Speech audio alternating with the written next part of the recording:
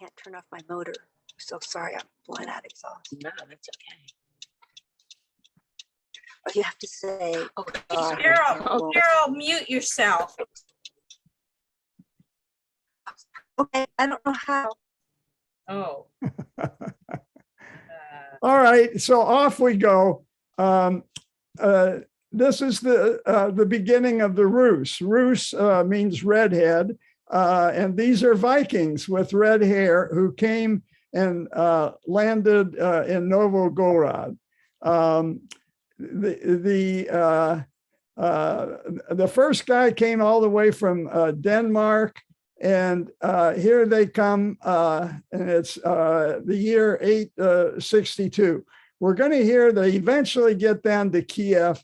This is the area of the Slavs. They are a Western steppe people, and they've been fighting each other and not getting anywhere.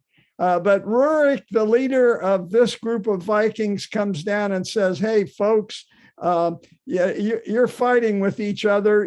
You need a police force. We'll be the police force. We'll establish security. All you have to do is pay us tribute. And thus starts feudalism. We'll just keep going here. This is Rurik the Dane. You're going to see this monument a lot. This monument was built in 1862, 1,000 years after Rurik landed. And so Russia, the czars, all recognize this history and that Kiev, the founding of Kiev, is I'm going to have to change my pronunciation. I've learned Kiev. I'm going to make some blunders here because I've always been calling it Kiev. So it's Kiev. That's in solidarity with the Ukrainians. And it's not the Ukraine, which is the Russian word for the borderlands. It's Ukraine, which is a country. It's not the border of anything.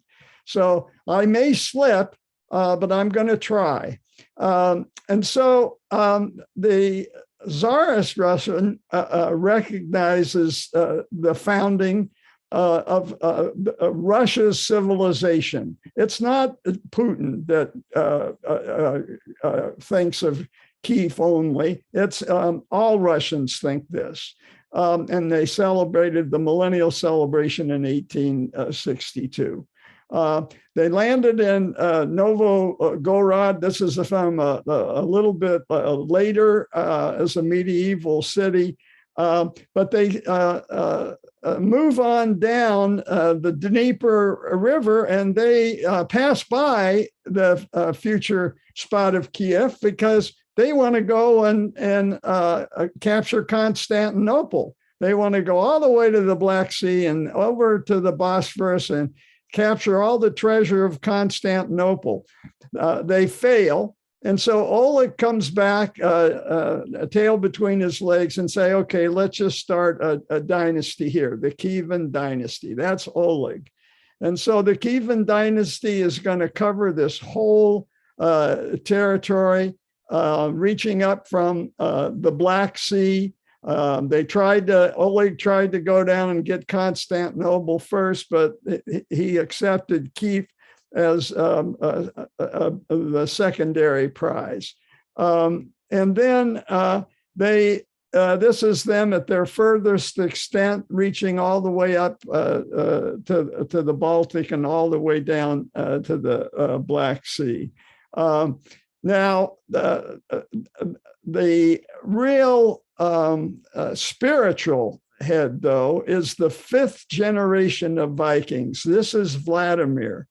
And what was it that Vladimir did that has warmed him to the Russian culture ever since?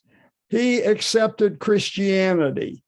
And he had been influenced, that area had been influenced by the missionaries, Cyril and Methodius from Constantinople. And they had hoped to convert the Slavs, but the Roman Catholic Church beat them to the punch in Hungary and in Poland. So they headed east and into the area of the Kievan dynasty. And they worked hard there. This is the line that eventually develops. To the left of this line is Catholic. The Catholic Church had converted them before Constantinople and Cyril could get to them. So they headed to the Dnieper River, and that's a line that stays even to this day. And what Cyril did was introduce an alphabet to the Slavs and to the Rus. They had no writing. And so this is Cyrillic, and that's from a Christian missionary. So what Vladimir did is he accepted Christianity as his religion. And he had four choices. He considered all points of view. He rejected Islam because you couldn't drink. And Russians liked their booze. Judaism, the Jews lost Jerusalem, so that they must not have been very good fighters like us Vikings. So we're not going to do Judaism. And he thought the Catholicism that the Poles had accepted at that time, the architecture was too gloomy.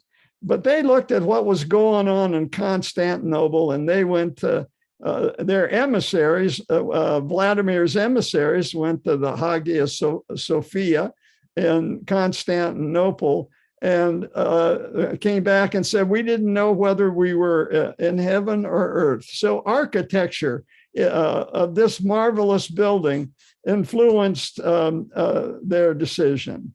And so Vladimir was baptized in the Greek Orthodox Church centered out of Constantinople. And where was he baptized? He was baptized in the Crimea. He was baptized here. And here's St. Vladimir's Cathedral. So the Crimea has an additional spiritual Christian meaning for the Russians. And this is the cathedral. It's quite near the shore. There's a lot of, as you can imagine, resorts around here. And this is Saint Vladimir. And so after he converted, he went back up to Kiev and said, okay, we're all going to convert. And so all of the Slavic peoples who were part of this feudal system with the Vikings on top followed their leader, and there was a mass baptism in the Dnieper River in Kiev. And to this day, there's a statue near the place of Vladimir and the mass baptism. And so Vladimir makes it on that millennial memorial, the 1,000 years of Russian history. So Kiev was a very strategic trading city. You can see it's not just the Dnieper. There's other rivers that shoot off of it.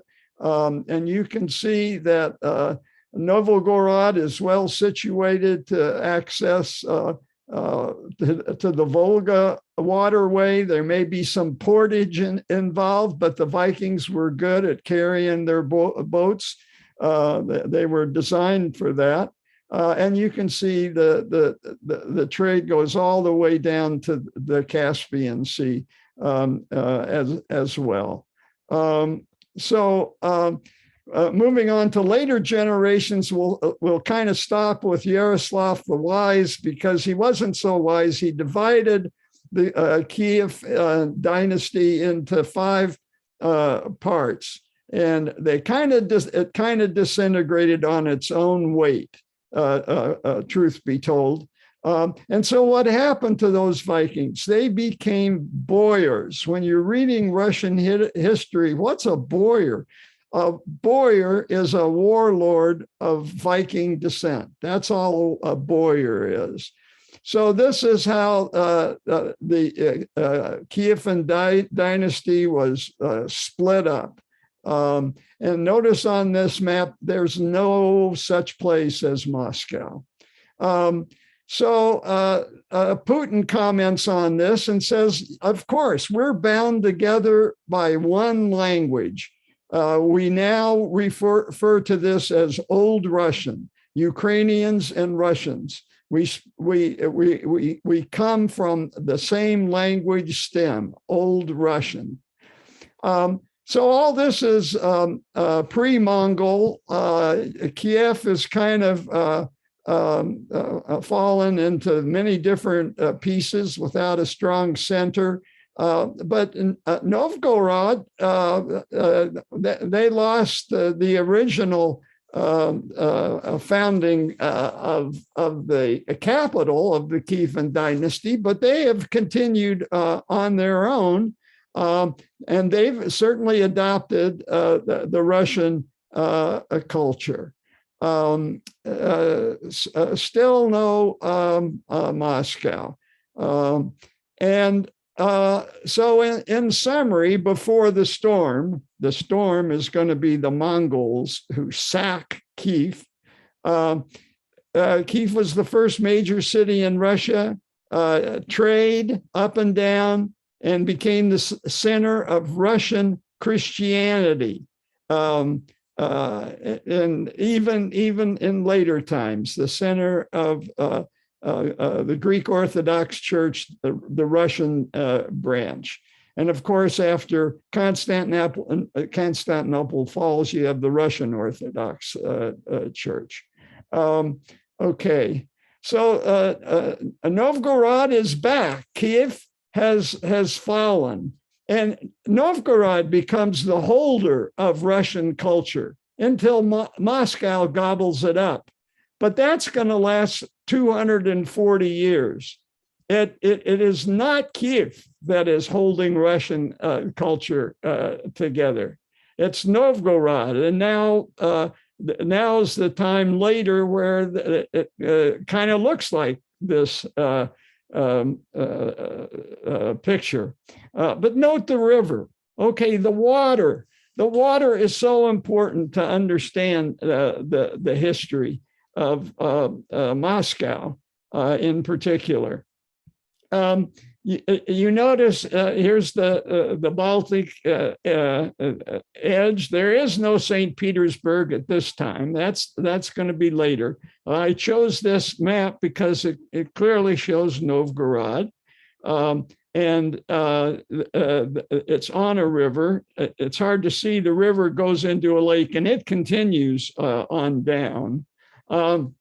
And then, as I mentioned earlier, there are so much water. There's opportunity for canals and rivers to form the Volga Baltic waterway, which Aiko and I had the pleasure of traversing. And so Kiev was a very strategic city, but we know we've been in Regensburg in Germany, and Regensburg had a trade with Novgorod. And I'm scratching my head, how could that be? And on-land trade is kind of hard in those days. Well, another option is to go up the Danube. So an important part of river geography is to understand that the Danube and all the rivers that can contribute to it in Eastern Europe empty into the Black Sea here. And so at some point, the Vikings, the Rus can go upstream. And what's upstream? Vienna, Regensburg, Nuremberg, Budapest. And even now, when we were in Regensburg, we've learned that there is a canal that goes to the Rhine basin. And it's caused all kinds of ecological problems with the fish from two different waterways combining. So that wasn't a slam dunk that should have been done. So my question now, in the center of all this wetlands of northern Russia, what is the fourth largest river in Europe after the Danube, the Rhine, and the Volga? The answer is the Neva River, the Neva. And so now we're talking about the waterway that empties into the Baltic Sea at the Gulf of Finland. That there's still no St. Petersburg. It's gonna be Peter the Great that's gonna force people to build a city in a mosquito wetland, but that's not there yet. But the Neva connects. And so all this water that's coming and empties into the Neva makes it the fourth biggest river in Europe. And this is just a different, I love my maps, and this is just the Volga waterway. And you can see that Moscow is a short connection to the Volga waterway, the Moscow River. And that empties into both the Caspian Sea and the Sea of Azov, which empties right east of Crimea into the Black Sea. And so this is a tour map, but I put it here because what's on the Volga River? Volgograd now, but Stalingrad, the site of the battle, the bloodiest battle perhaps in the history of the world that defeated Hitler. It was the epic encounter between Slavs and Germans, and we all remember. So St. Petersburg, Peter the Great later. Now, Novgorod is sitting all the way up there. They're safe. They're going to be safe from the Mongols. But man, they're not safe from the Teutonic Knights who are coming from the West. These are guys who have been on the Crusades, and they've been attacking Muslims, and now they're looking for anybody that they can convert. The Balts at that time are pagan, so they take the Balts on first, but then they look at the riches of Novgorod and say, maybe we could go convert those Orthodox to Roman Catholicism. So they had Novgorod had a very problematic Western border. And now the Kievan, Russia is about ready to take a big hit. So I mentioned the epic battle between the Germans and the Slavs, and the Germans, as we remember from our European history, are consolidating very slowly in a very complex Holy Roman Empire that was neither holy nor Roman, as we remember. But it's looking to spread further east, and it's that battle between the Germans and the Slavs that's going to dominate the 20th century, the year we were all born into. So the Teutonic Knights, they attack Novgorod.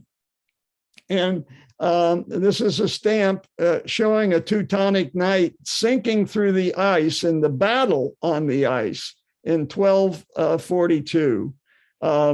And Novgorod wins that battle, and they put up a magnificent church that was a little bit earlier. And the hero of that battle is Alexander Nevsky. And where does the word Nevsky come from? Nev, the Neva River, Alexander of the Neva, Alexander Nevsky. And he was someone that the Russian culture figures turned back the fanatic Catholics. And this all happens just a decade before the Mongols. Now, we talked about horses in the last session, and here these guys are on their small horses, in contrast to the big horses that the Iranians bred. So they're on these small horses. And with these small horses, it's just not single fighters on a huge horse, all armored. These are mobile little ponies that can move around and use tactics and fake attacks and retreats and circling back. All that mobility is what allowed the Mongols to succeed. And there's any number of tactics. We could spend forever talking about them. So here's the success. Here's how fast they went. Now, as it comes through, just keep your eye north of the Black Sea, gone, Kiev, gone. But Novgorod is safe. They never take Novgorod. But after they take Kiev, they settle back, and the Golden Horde is here. That yellow is where they settle back and they administer and they collect tribute from the yellow. This is the Golden Horde part. And Moscow, as is up here, is going to be paying tribute to the Golden Horde a little bit south. And this is a little bit slower shot of the Mongol invasion. And here you see they take Kiev, and they've taken Moscow. So Moscow, you can't see it well, but it's on this map, and it's going to collect tribute. Basically, Moscow is going to be the tax collector for the Mongols for centuries. What happens to those boyars, the head of feudalism? The Mongols put them under a big table and sit on them while they dine, the traditional triumphalist dinner. So who are the Mongols? They're Altaic, very different than Indo-Europeans, as we've talked about in our previous talks.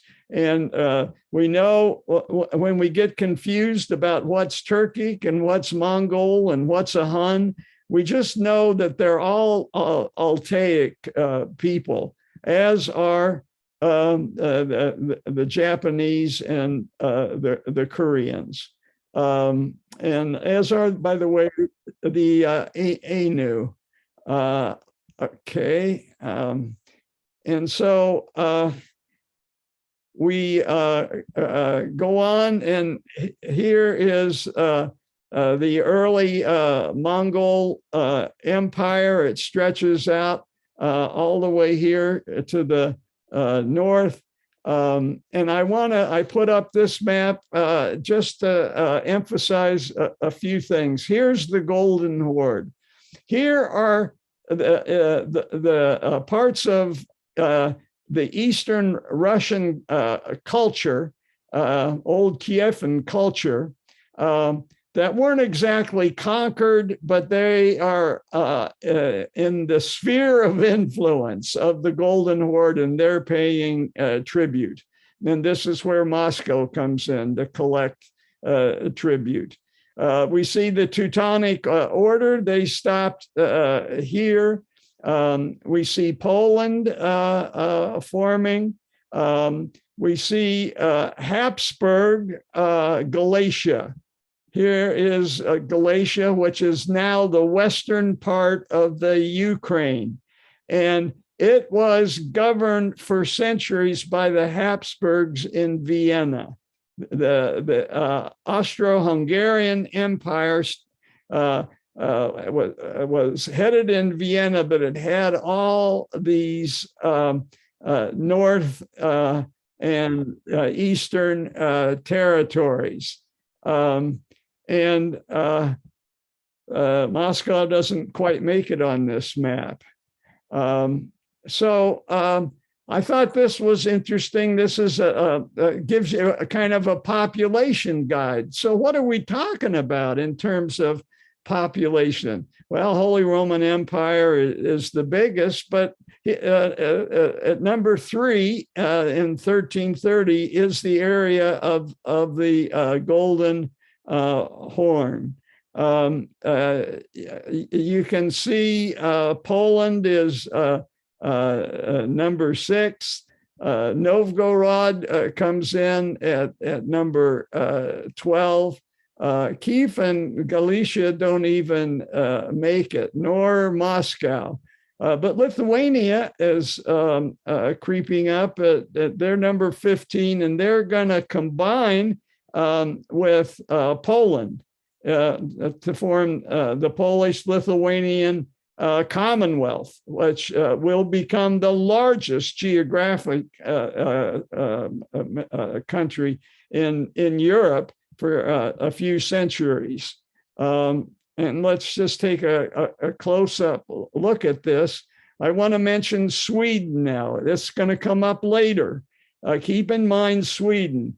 It's the largest geographically, but it's number 13 in population. Finally, here's Kiev. It's kind of made a comeback after the Mongols, so it's reestablished. And here's Moscow. Moscow, the tax collector for the Golden Horn.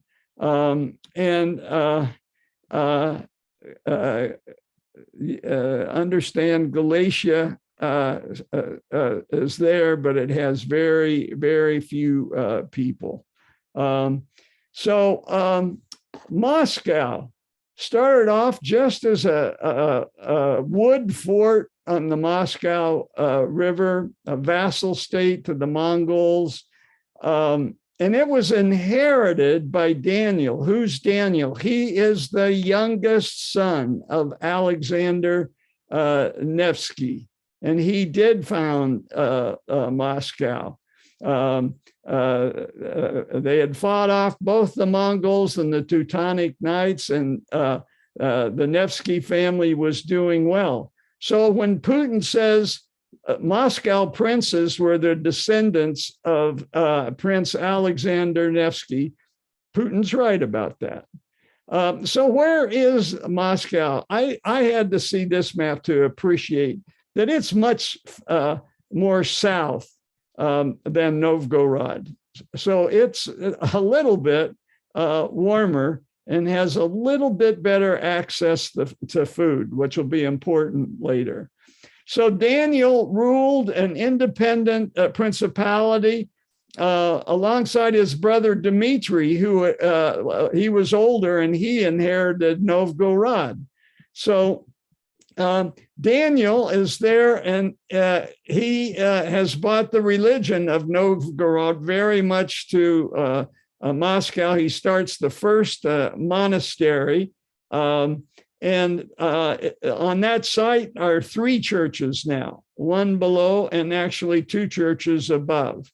If you've been into a Russian Orthodox church, they don't really have one big service. It's a matter of individuals going in and kissing idols and there's a lot of milling around inside a church. There's not, sure, every once in a while, there's a very short 10-minute thing where the monks come out with their smoke and lanterns and everything, but no big service, at least not one we were invited to.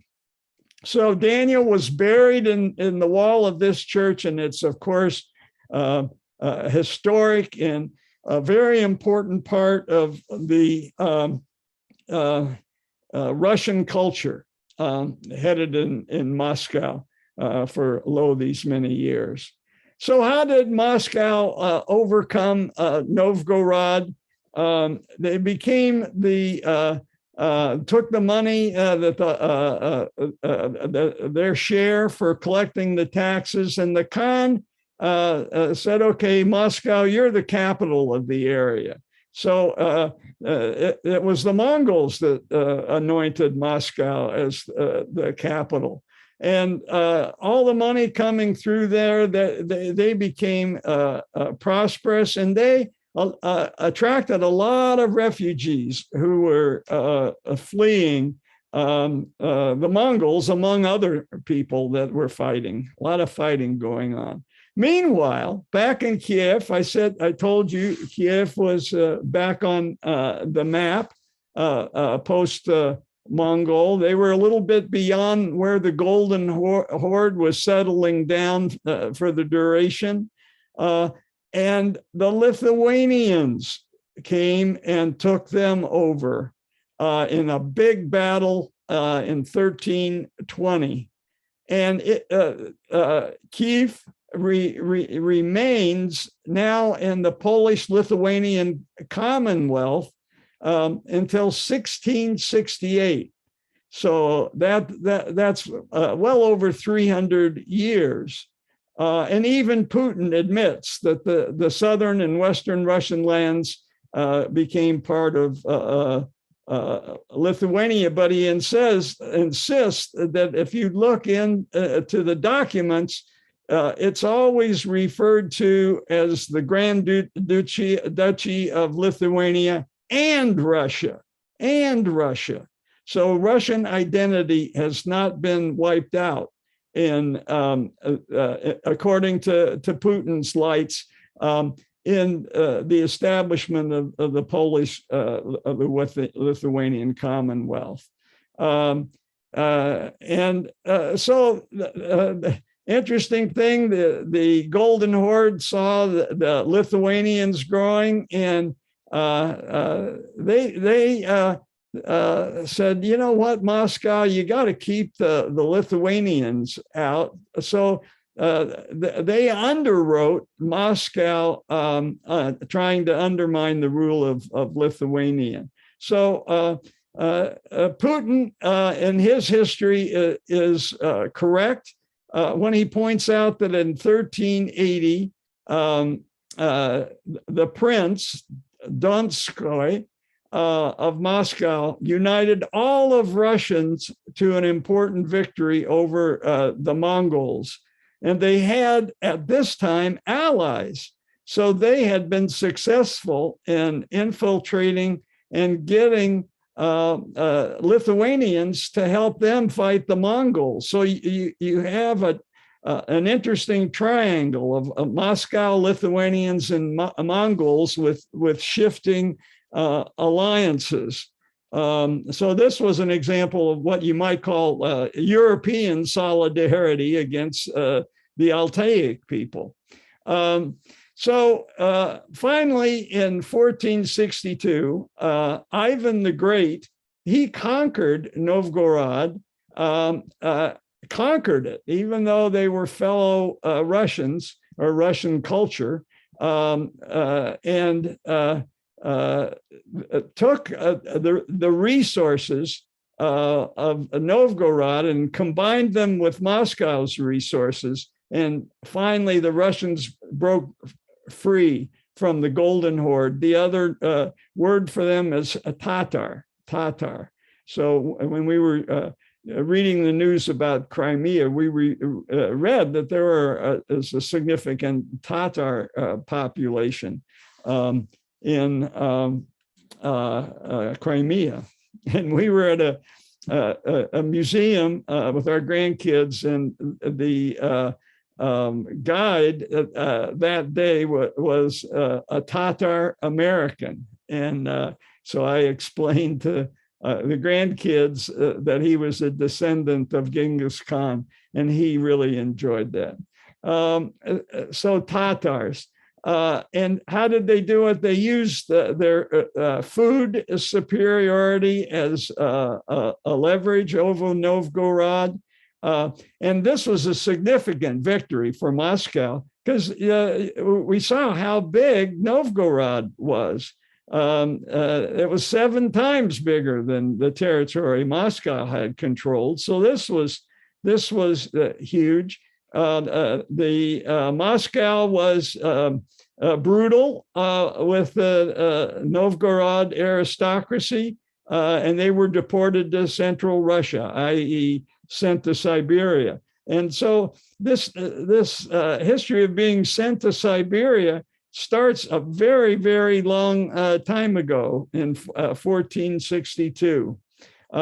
And Moscow, in terms of culture, there was the Novgorod Chronicle maintained by monks of the history of the Russian people, and Moscow takes it over and uses it for propaganda. And so Novgorod had safeguarded the Russian culture for over 200 years. And that's important to remember. In Kiev, Putin asserts that we are essentially the same historical and the same spiritual space, a single people, the same religion, and speaking Old Russian in the 14th century. Well, that's kind of true, but Kiev is a part of the Polish-Lithuanian Commonwealth for centuries. So he's a little bit on the edge there. Here is today's countries inside what was the Polish-Lithuanian Commonwealth. And you can see that 2/3 of the Ukraine was in that Commonwealth. This was independent. It didn't belong to Russia, but it was independent. Who controlled it? Cossacks. When we'll get to Cossacks in a second. All right, I find that map useful. So Moscow, they got rich on the fur trade, and they could grow some crops because they were further south, but they needed bread baskets on the steppe grasslands. And so they started looking south to the Ukraine. And that little slice of Ukraine that didn't belong to Poland, Lithuania, that was controlled by Cossacks. And it was this Cossack that led an uprising against Poland, Lithuania from eastern Ukraine, and they formally formed an alliance in 1654.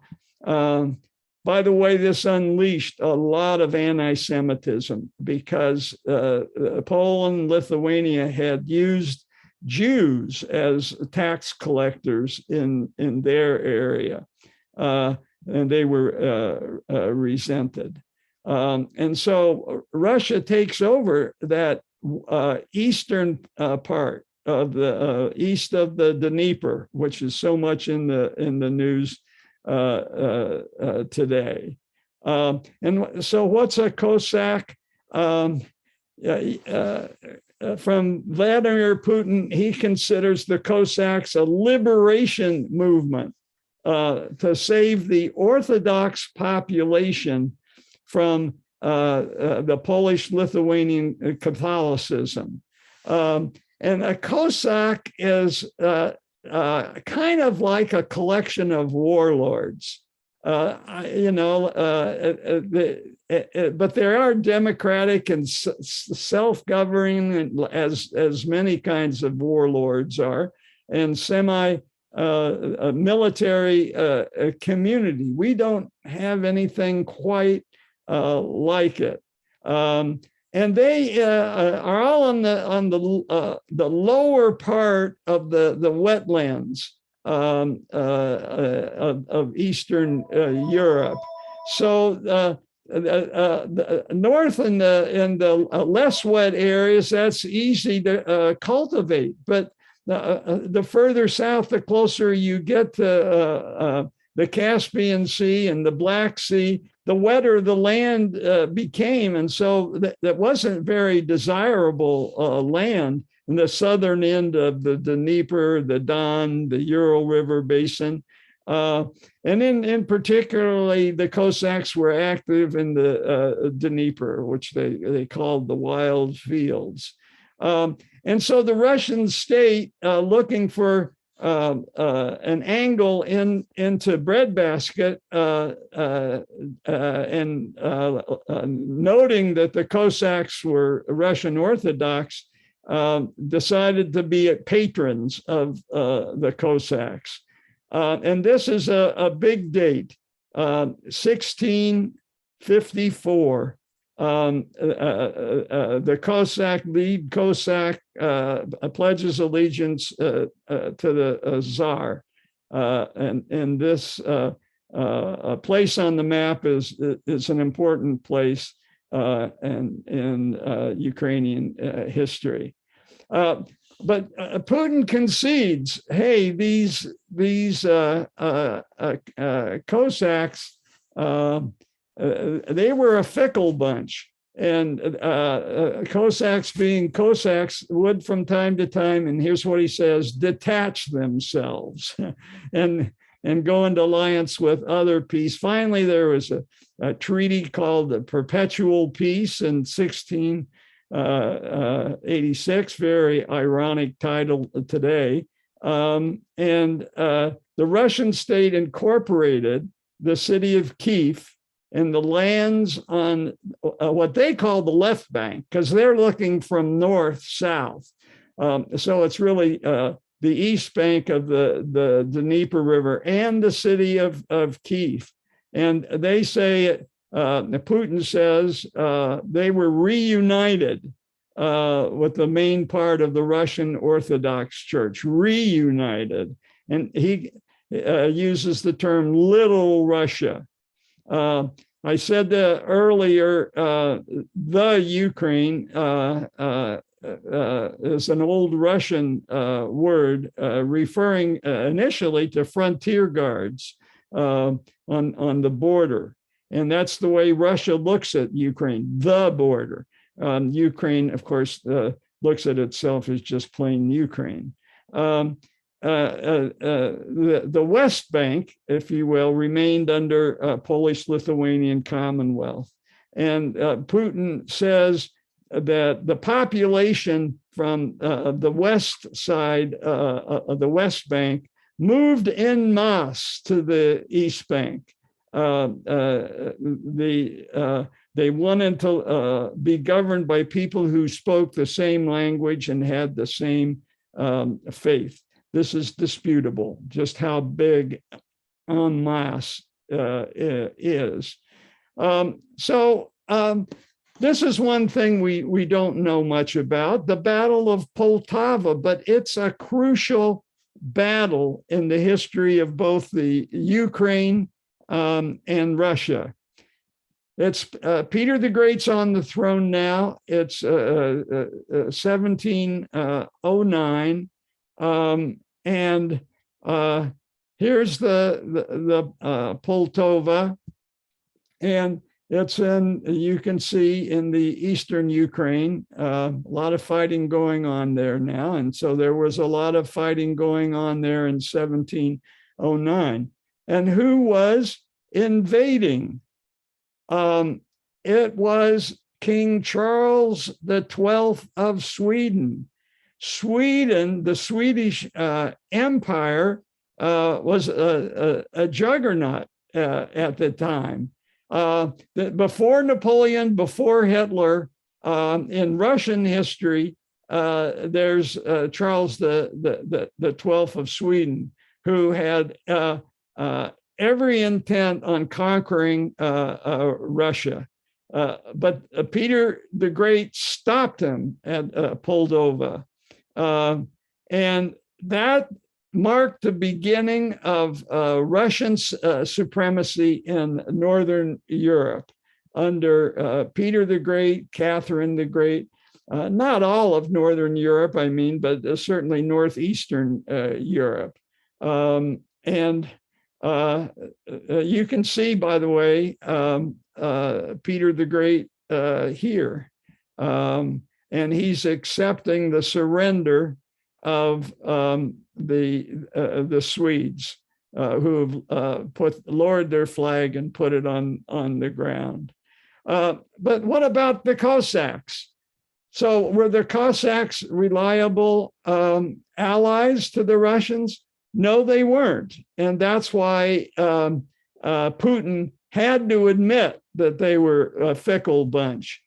This Cossack, Mazepa, learned that Peter intended to relieve him of duty. So he deserted and went to the side of Charles XII. And for that, the Russian Orthodox Church excommunicated him. And that excommunication still stands. So big is this treachery in Russian history.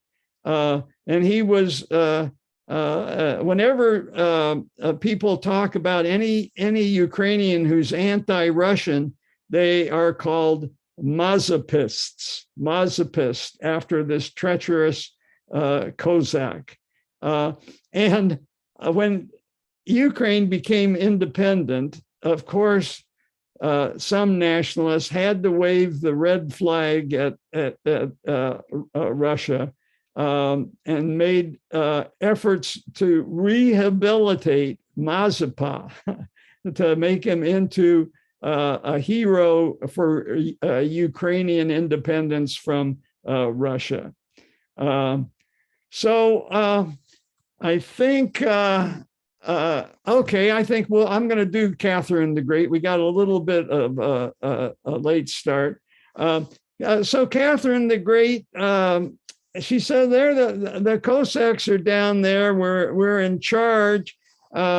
But the Cossacks aren't really making the most of what could be a breadbasket. You know, they're not draining the swamps, and we've got to teach the Cossacks how to farm.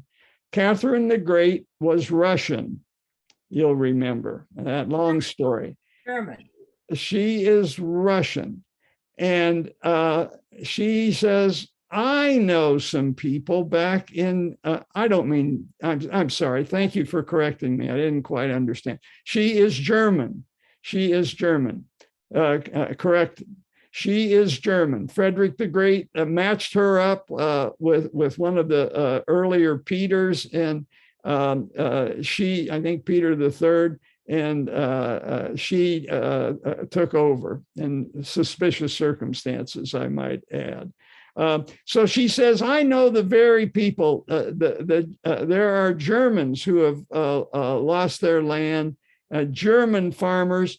I bet you if we bought the German farmers over here to the Ukraine, they could make it a more productive land, not just the Dnieper, but the Volga too. And so they sent recruiters to Southwest Germany. and a lot of Germans picked up and headed east, just like a lot of Americans picked up and headed west. Russia was developing the east and using German capitalists. So this is a German and a Ukrainian peasant getting along. Photo of a German family in the Ukraine. German family in the Ukraine. When the times changed, and just a slight tangent here, and the local Cossack said, you know what, Catherine attracted those Germans with a lot of special incentives. They don't have to pay taxes. They can make as much beer as they can without paying the alcohol tax. They don't have to serve in the Russian army, and we do.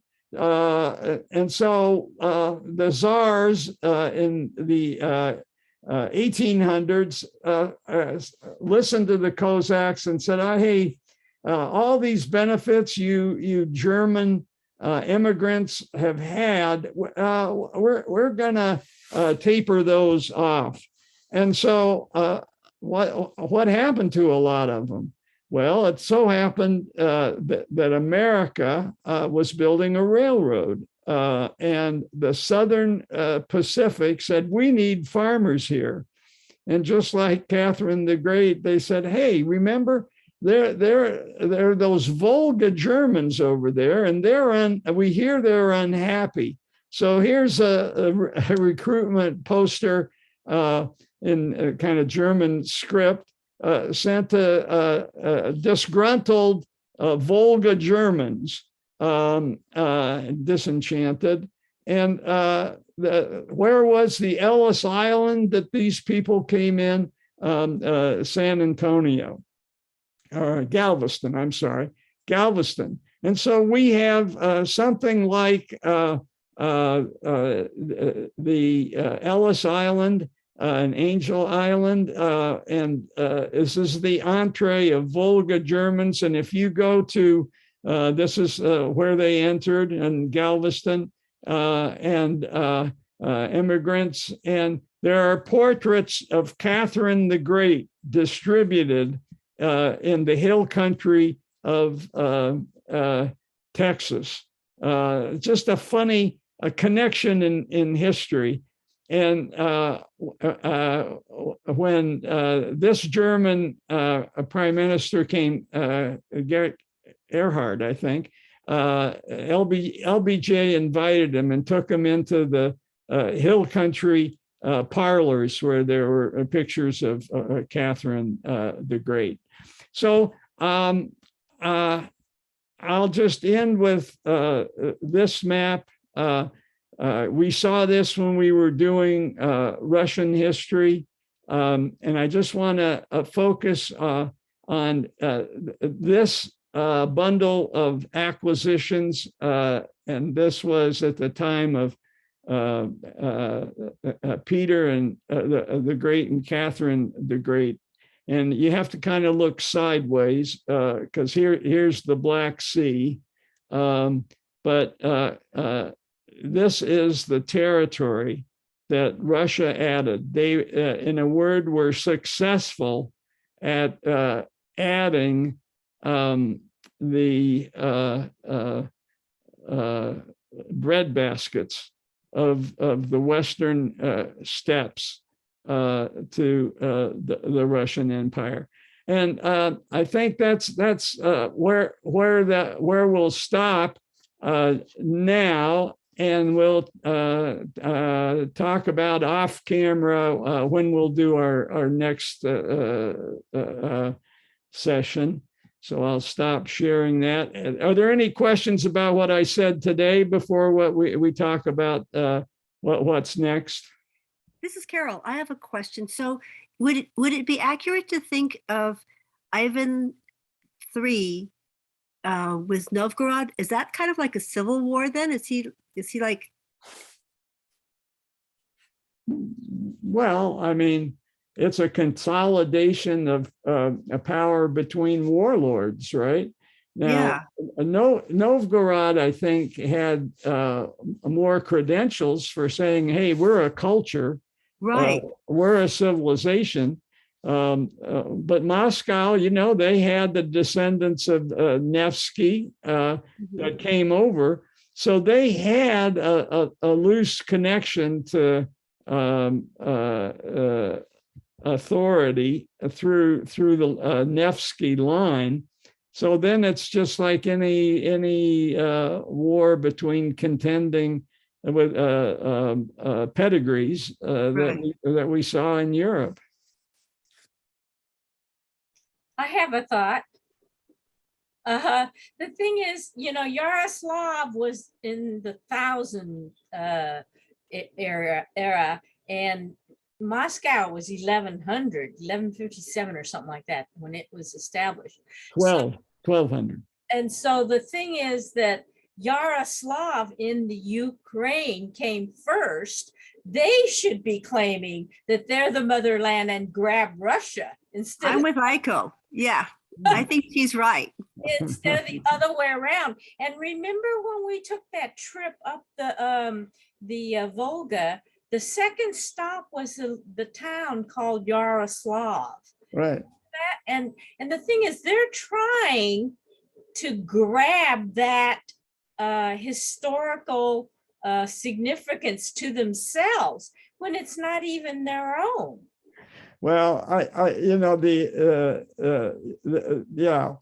what's primary and what's secondary, and there's enough of a break there that you can consider Moscow a new power, and it would be a little bit like America. Once it reached its peak of power, going and trying to make Britain the 51st state, right? Yeah, we have the same relation to Britain that Russia has to the Ukraine. It's right, to Ukraine. Yeah, and so the way I see this now, because in the modern era, and if you know, the modern era begins around 1500. So we're talking about the czars, the later Russian czars. They're a new power, just like and so they don't have the Ukraine, and they want the Ukraine, and they've lost the Ukraine, they think. And it's, for me, it's a little bit like the British in the War of 1812. They've lost a territory to the American War of Independence. And in 1812, I don't know if they were really trying to get it back, but they were certainly trying to keep the Americans out of Canada. And so they did a preemptive strike. And that's, I kind of think Putin's more in 1812 than he is any other place, but that's, all this is conjecture. So I'm just following your imagination, Aiko. Any other? John, yeah, well, I just want to thank you. It so clarifies things for me, you know, and where Putin's mind is, you know, and so that it was fascinating. I can't wait for the next one. Okay. And we'll talk off camera about when to do that. Okay. Any other questions germane to what I just said? Shall I share what I learned today and that I told you about with Microsoft, or shall I do that off camera? I'm going to turn off the tape first and try not to get into today's news. Okay.